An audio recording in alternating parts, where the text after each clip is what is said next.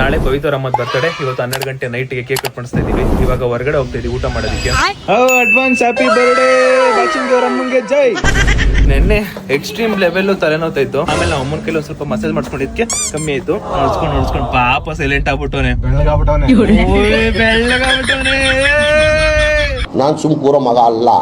ಶಿಸ್ತಿನ ಹೋಟೆಲ್ಗೆ ಹೋಗ್ತಾ ಇದ್ವಿ. ಇವತ್ತು ಫಸ್ಟ್ ಟೈಮ್ ಡಾಬಾಗ್ ಬಂದಿದ್ವಿ ರೆಸ್ಟೋರೆಂಟ್ಗೆ. ಅವ್ರ ಅಪ್ಪ ಬೈದಿರೋದ್ರಿಂದ ಮುಖನ ಒಳ್ಳೆ ಹೆಂಗ್ ಮಾಡ್ಕೊಂಡವನಂದ್ರೆ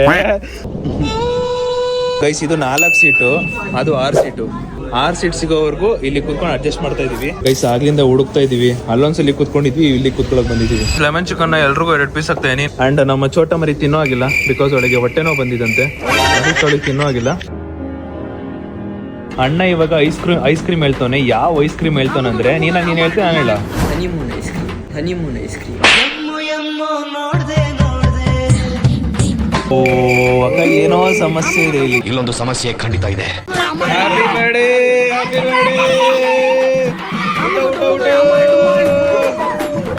ಯಾರು ಫಸ್ಟ್ ವಿಶ್ ಮಾಡಿದ್ರು? ನಾನೇ. ಓಕೆ